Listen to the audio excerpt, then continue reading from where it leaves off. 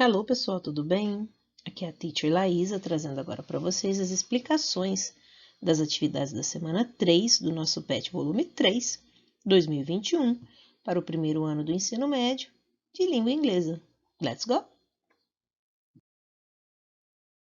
Nesta semana, compreensão escrita, características lexicais e sintáticas dos tipos textuais. Com o tema Narrating Past Events. Hello there! Nesta semana, você praticará o Simple Past na forma afirmativa, negativa e interrogativa. Do your best. Breve apresentação. Você precisará dos conceitos sobre o Simple Past, seus usos e sua estrutura, os quais estão apresentados na primeira atividade desta semana, quando, de maneira interativa com os exercícios, você extrairá as definições necessárias. Lembre-se, para formar o passado dos verbos regulares, acrescente o sufixo ed ao verbo, como em she helped me. Acrescente d aos verbos terminados em e, como em they danced a lot. Aos verbos terminados com a consoante y, como study, substitua o y por i e acrescente o ed comum aos verbos regulares no passado, como we studied hard last week. Já para o passado dos verbos irregulares, não se acrescenta o ed, mas cada verbo assume uma forma distinta, como eat no presente, ate no passado, go no presente, went no passado. Ou seja, pessoal, quando o verbo é irregular, você tem que olhar na tabela dos verbos irregulares, até você decorá-los todos, né? Mas, por enquanto, vocês vão olhando na tabela. Ainda não entendeu direitinho esse conceito de passado simples? Vou deixar para vocês na descrição deste vídeo um vídeo específico e especial feito para vocês sobre o Simple Past. E assim você vai ver, assistir com atenção e compreender melhor todas as regrinhas, ok? Atividades. Number 1. Read the following excerpts. 1. As a child, Flávio showed his talent for drawing and painting. 2. In 1976, he published his album of drawings. 3. I studied visual communication at university and included more models in my work. A. Which of these statements is the correct one? The words in bold tell us that the actions, states and events happened. Ou seja, gente, as palavras que estão aqui em negrito. Showed, published, studied. Elas nos dizem que as ações aconteceram. A. At a continuous period of time in the past. B. At a specific time in the past. Or C. In an undefined time at the past. Marquem aqui qual dessas três afirmações está correta. Na A, na B ou na C. We use the simple past to talk about actions, states, and events that happened and finished at a specific time in the past. Although the time is not necessarily mentioned, it can be imagined by the speaker. When we want to mention the time, we use expressions such as last week, yesterday, in a year, among others. Aqui nós temos a tradução. E o que significa isso, gente? Que nós usamos o passado simples para falar de ações, estados e eventos que aconteceram e terminaram num tempo específico do passado. Com essa regrinha aqui, você já tem a resposta da questão acima. Prestem bastante atenção. Leiam a tradução aqui para facilitar a vidinha de vocês. B. Are the words in bold regular verbs or irregular verbs? How do you know? E aí, gente? Essas palavrinhas que estão em negrito, showed, published, studied, são verbos regulares ou irregulares? E como é que você sabe? C. Are the verbs in sentence 3 formed the same way as the ones in the other examples? Ou seja, esses verbos que estão aqui, no número 3, foram adicionados do sufixo ed da mesma maneira que os verbos aqui acima, showed, published, Esqueceu? Volta na regrinha da tela anterior, gente. Lá vocês vão entender se eles são, né, formados, se sim ou não. E por quê, né? In the simple past, regular verbs always end in ed or ed. Ou seja, os verbos regulares sempre vão terminar em ed.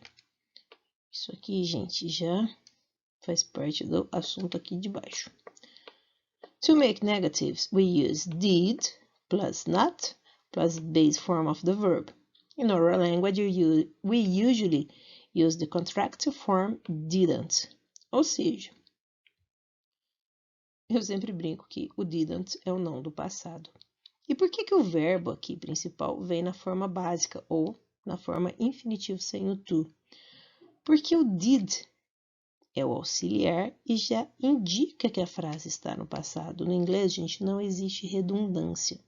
A partir do momento que o did está aqui, o verbo seguinte não vai ter conjugação. Prestem bastante atenção nisso, ok? Vamos para o exercício. Letter D.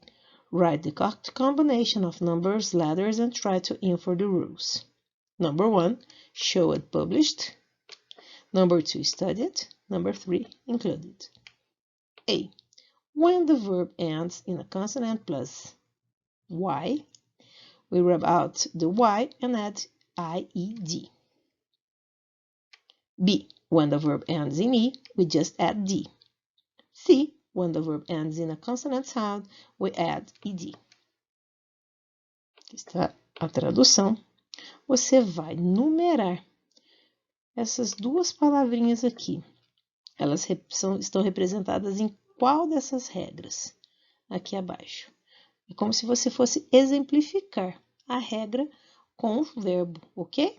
Então, prestem atenção, porque nós já falamos dessas regras anteriormente. Para ficar mais fácil, pessoal, olha aqui, eu trouxe essa tabelinha para vocês. Deixa eu tirar essa setinha. E aqui, todas as regrinhas bem resumidinhas para vocês, ok? Pausem um pouquinho o vídeo para responder a questão. Number 2, now analyze the sentences about Andy Warhol and put the words or phrase in the adequate slot to show how to ask questions. Primeiro vamos ler aqui, né? Did you know? Andy Warhol, que a gente está falando aqui, pessoal, 1928, 1987, no ano de que ele nasceu, o ano em que ele faleceu, was an American artist who was a leading figure in the visual art movement known as pop art. Some of the best-known works include the painting Campbell's Soup Cans. Então, vamos lá. Vamos ler as frases. Number 1. Why did Warhol paint Campbell's Soup? And 2. Did Andy Warhol like tomato soup? E o que é isso, né, gente? Ele pintou lata de sopa? Sim, gente. Olha essa pintura dele. Ele fez 32 telas com todos os sabores desse tipo de sopa, que era uma marca famosa nos Estados Unidos. E isso, não sei por que, ficou famoso. Gosto de arte, né? Arte é uma coisa bem interessante. Ok? Essa é a tela dele e realmente ela é bem cara. Vamos continuar aqui com a língua inglesa, né? Para fazer uma pergunta em inglês, nós temos uma sequência correta. Eu sempre falo que é quase como uma fórmula matemática. Por quê? Porque ela não vai mudar, tá certo? Se tiver uma question word, aquela WH word, ela vem primeiro. Depois, nós temos o verbo auxiliar. Se não tiver uma question word, a gente já começa no verbo auxiliar, ok? Depois a gente tem o sujeito, que pode ser um pronome ou um nome. Base form of the main verb, a forma básica do verbo principal, e o objeto, que é o complemento da frase. Nestas duas perguntas aqui acima, você consegue colocar aqui na tabela qual é o verbo auxiliar, qual é a palavra, qual é o sujeito. Você vai colocar aqui na tabela, de acordo com a sequência, identificando cada classe de palavras aqui acima destas duas perguntas, ok? Uma dica. The question with WH word asks for content, while the other asks for yes or no. Ou seja, se você tem uma pergunta que tem uma palavra de pergunta, né? When, what, where, who, ele está pedindo conteúdo, você tem que dar uma resposta completa. Se a pergunta já começa direto aqui no verbo auxiliar, mas você pode responder simplesmente com uma short answer, ou yes ou no, ok? 3. The following answers are related to the tests in Semana 2. Write questions to the sentences. Use the words in parentheses. The painter and engraver, Hermano José. Aí você tem que usar o who. Hundreds of vignettes. Use what. C. He included more models in his works. What? D. In Recife, Rio de Janeiro and São Paulo. Você vai usar where. E na E, at the age of 16, você vai usar when. Como assim, teacher? Você vai pegar esta fórmula aqui que eu passei para vocês. Vai traduzir. Olha, aqui você nem precisa, né? Você já tem aqui qual vai ser a palavra de pergunta que você vai usar. Então, você já sabe que vai começar a frase, por exemplo, aqui com who. Você vai colocar who nesta frase aqui que você vai fazer uma pergunta. E aí você quer saber, né, quem foi o pintor e gravador Hermano José. Então, você vai ver qual é o verbo auxiliar do passado, qual é o sujeito, de quem a gente está falando. Qual é o verbo, gente? Procurem o verbo na frase, nessa frase que está aqui, e o objeto é o complemento. Vamos fazer esse exercício? Tentem fazer estas frases todas, 5 perguntas, ok? Por último aqui, pieces of art can cost a lot of money. The more famous a piece of art is, the more money it costs. As other valuable things, pieces of art are stolen more and more. Read the text. How could someone steal a painting from a museum?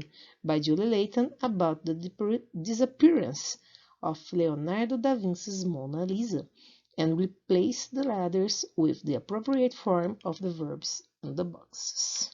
Vamos lá.